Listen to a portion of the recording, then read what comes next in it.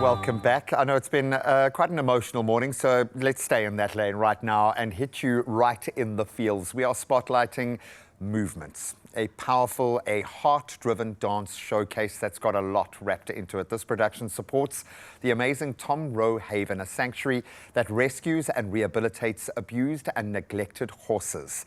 But their impact reaches far beyond that. These once broken, beautiful animals become healers themselves, helping vulnerable children and women recover from deep emotional trauma through equine assistance. Time with these amazing animals and the human beings in the space as well just reaps rewards. And joining us to share about more about their purpose-driven celebration of dance are a mom and daughter duo themselves, co-founder of the Tom Rowe Haven for Equines and Children, Stephanie McCulloch, and founder of the Tom Rowe Haven for Equines and Children, Gillian McCulloch. Guys, thank you so much for being here. Thank you for having us. I always want to go back to the beginning because it really does underpin why this was born.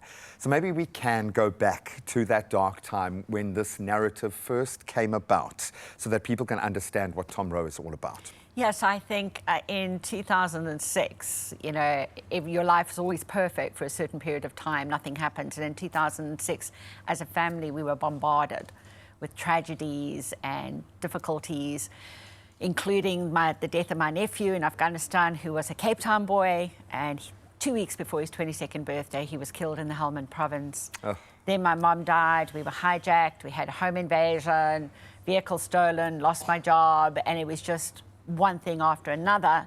And then I was trying to support my dad and my children through all of this. And I just said to the kids, we need to do something more to find our peace. So we started volunteering at a local horse rescue. And then I was reminded of the incredible healing power and empathy of horses and their intuitive nature. And also the shocking state of equine welfare, not just in the Western Cape, but in the country. And animal welfare as a whole. I think, yeah. And I mean, then shortly I just decided, and I was kind of trying to find the words to tell my dad that I had rescued the first one. And I took him, exactly, and I took him to the yard where I'd rescued the first one. And it was on his 70th birthday, and 10 days later, my dad died. So we were trying to find a way to honor my mum and dad. I wanted to do that. So Tom Rowe, my dad was Tom McCulloch, my mum was Rosalie, and everyone called her Rowe. So that's essentially how it started, to give back.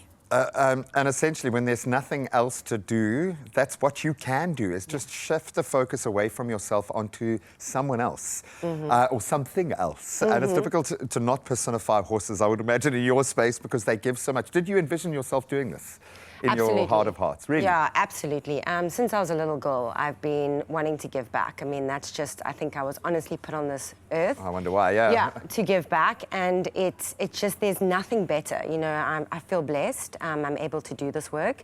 And, you know, bringing the dancing and the horses together is just, it's honestly such a blessing. Years from now, when there is a field within psychology dedicated to just this mechanism of healing, I would love to have this conversation again from a scientific perspective, but we're talking about the human and animal connection right now. Movement dispels so much. It can be a short circuit to subvert emotions, trauma, all sorts of things when working with children. Why was dance the perfect way to celebrate this beautiful space? Steph will tell So, you that. I mean, we every year, so obviously my core passion is also dancing. So every year we do a show, an annual show to raise money for the horses.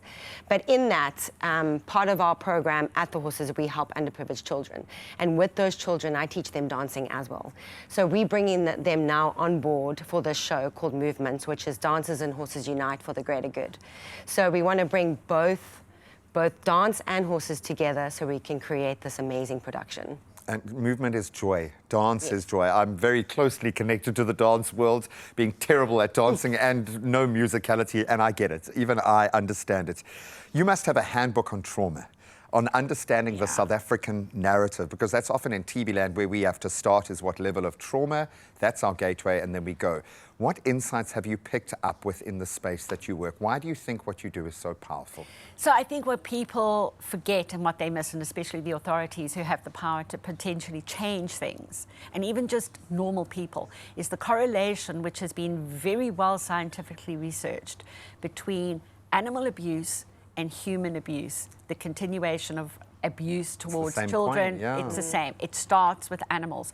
So if you start at the basics, it doesn't mean that you only have to start with children. You can start with adults. And we see the change happening with adults in the communities that we start, when we can afford it, go out and do the outreaches.